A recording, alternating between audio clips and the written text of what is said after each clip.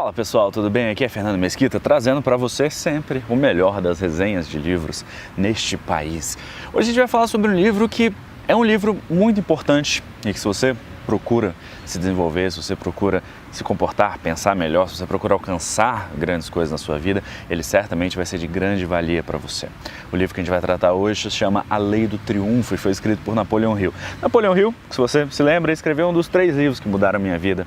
Eu falei sobre eles neste vídeo aqui, em algum lugar. E ele é um livro que tem certas características que precisam ser trabalhadas antes da gente começar a entender realmente o que é. Ele é um livro de 700 páginas, eu costumo dizer que ele não é um livro para amadores, no sentido de que se você procura aquelas leituras extremamente objetivas que a gente tem hoje, não é o que você vai encontrar.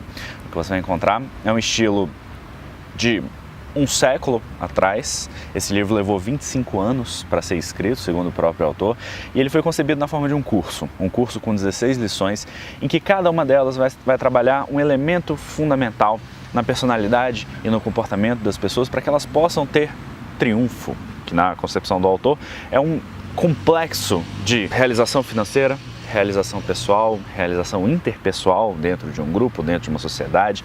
E eu acho esse conceito extremamente interessante. Eu acho que ele foi muito feliz em algumas das passagens e ele certamente inaugurou uma parte do diálogo que a gente está travando até hoje.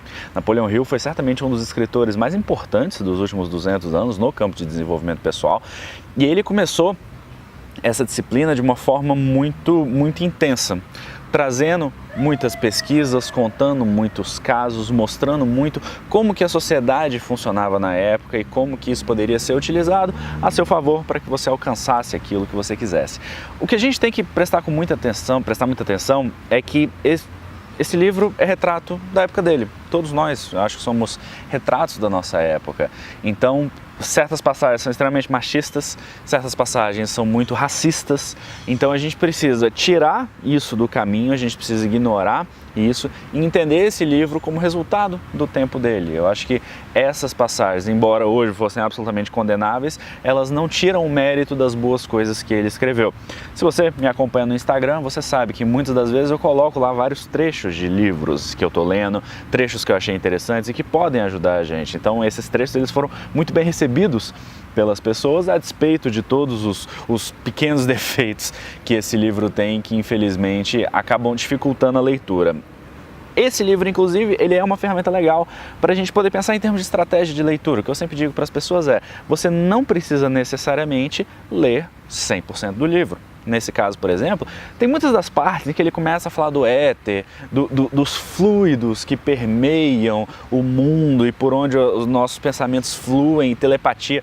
É uma série de coisas que você pode trazer para a nossa realidade, para aquilo que a gente descobriu nos últimos 100 anos e entender isso como uma forma de conexão, uma forma de empatia, uma forma de relação diferente do que a gente normalmente tem. Às vezes o que acontece? Você encontra uma pessoa e você se conecta imediatamente com essa pessoa, você dá certo, você tem mais ou menos a mesma visão de vida, você tem mais ou menos os mesmos objetivos, vocês gostam do mesmo tipo de música, do mesmo tipo de piada e isso acaba gerando uma conexão que a gente não tem com todo mundo. Então muitas das vezes quando ele fala sobre o éter no meio do livro e você vai ver se tiver oportunidade, eu acho que tem muito a ver com isso, tem a ver com a forma como a gente se conecta com outras pessoas. Eu acho que isso é uma lição importante. Os 16 princípios que ele trata e ele pede para você fazer um inventário pessoal logo no início, ele estimula que você faça isso. Esses 16 princípios são muito importantes. São princípios como imaginação, princípios como autocontrole. Ele fala sobre a Golden Rule, que é a lei dourada, a lei de ouro, que é tratar as outras pessoas como você gostaria de ser tratado caso você estivesse naquela situação. Ele fala sobre liderança. Todos esses elementos eles são fundamentais para a gente poder se desenvolver.